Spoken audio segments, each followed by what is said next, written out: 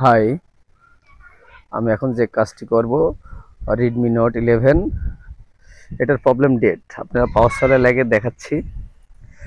এখন 3-4 শট দেখাই। এটার প্রবলেম আসলে টু জি আইসি থেকে হয়। আমি মাদারবোর্ডটা স্ট্যান্ডে লাগাই নিচ্ছি। হিটসিংটা উঠাই নেব সুন্দর করে, হট গান দিয়ে হিট দিয়ে উঠাই নেব।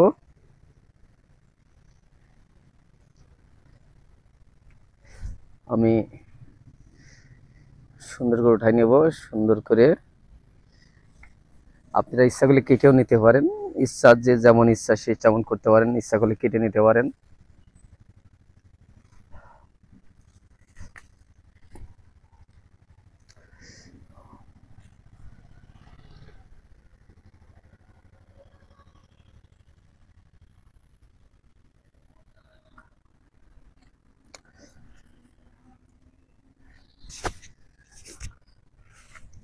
হিটসিংটা আমি উঠাচ্ছি।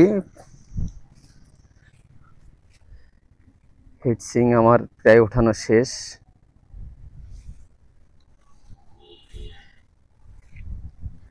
আসলে এটা সময় হিটসিংটা ওঠানোর ক্ষেত্রে লাগে, কাজ করতে আসলে অত সময় লাগে না।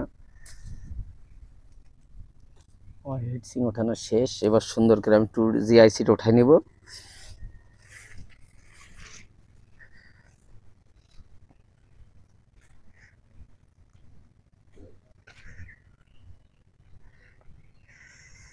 আসলে আইসিটা শর্ট হয়ে গেছে, এটা উঠিয়ে আমি আরেকটা নতুন আইসি রিভলভ করে লাগাই দেব।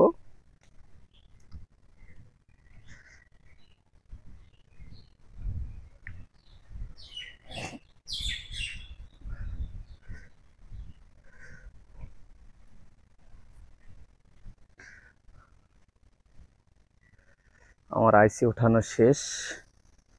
এবার আরেকটা নতুন আইসি সুন্দর করে ইনস্টল করে দেব। শর্ট চলে গেছে, এখন আর শর্ট নাই। এই যে নতুন আইসিটার আমি আসলে সুন্দর করে রাং লাগাই নিচ্ছি।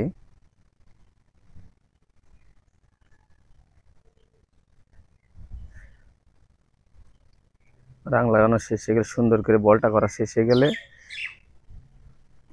আমি ইনস্টল করে দেব।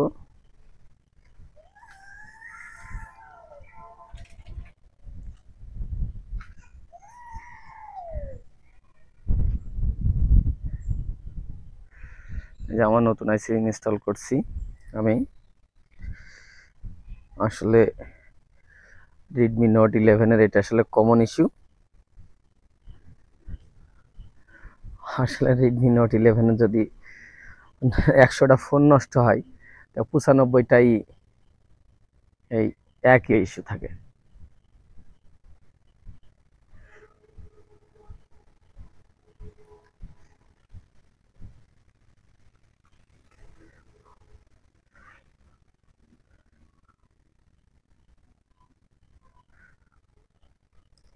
আমার লাগানো শেষ পর্যায়ে, লাগানো শেষ। আমি আপনাদেরকে এখন রানিং করে দেখাবো যে ফোনটা ওপেন হয়েছে কিনা।